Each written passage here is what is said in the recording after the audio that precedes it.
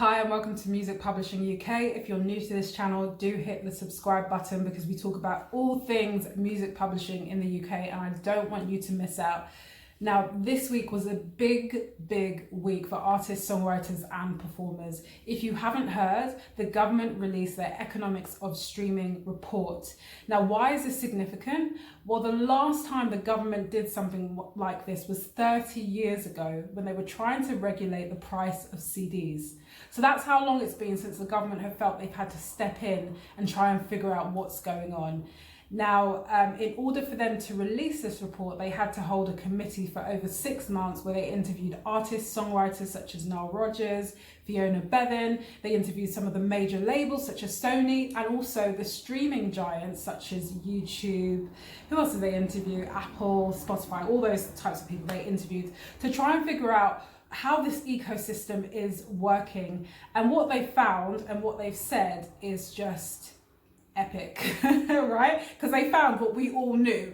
They found that successful artists see pitiful returns from streaming while some performers are frozen out of payments altogether. I think from this report, which I will read some of the key points, I think they have acknowledged that there is a problem and they need to step in and make sure that artists and performers and songwriters are protected so that the system works, so that the industry can work, because otherwise there's no future. If artists can't put food on the table, there will be no music industry, because the music industry is centered around songs. And if people cannot afford to live and make songs, there will be no music industry, okay, in my opinion. So what some of the things that the government said is the artists must be given a legal right to a fairer share of revenues from streaming, okay? Now, I don't know if you know, but you are actually protected by law. So every time your song is played, it is written in copyright law that you must receive a royalty. So if you're not getting a royalty, it's actually against the law. And that doesn't matter if it's played on a tiny little radio station or if it's played in a coffee shop or if it's played on a major radio station. Anytime it's played in public, you need to be paid for it.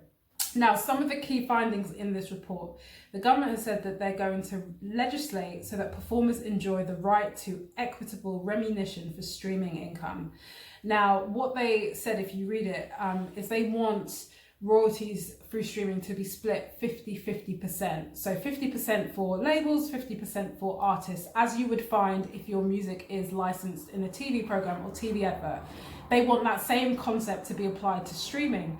Now, currently, major labels would get about 84% of the royalties and artists would get 16%. And from that 16%, they would pay their managers, pay their lawyers, pay producers, pay tax. So really that 16% that artists would currently get probably would work out around 7%. Who knows? Depends on each circumstance, right? The government have looked at all of this and they said, no, something's wrong here. We need to see this split equally, which is major. This is huge.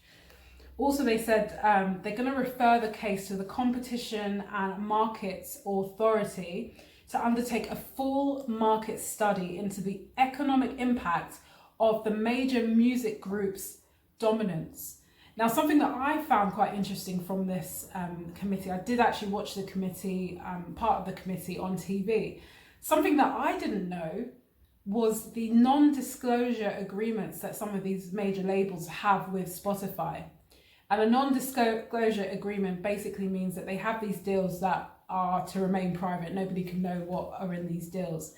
Now, that's a problem because if you want to make a fair market and a free market, how can you have these non-disclosure agreements and, being paid in all kinds of ways that we don't even know? The government have said they're going to refer this case to the Competitions and Markets Authority, which means there's going to be a lot more investigations happening.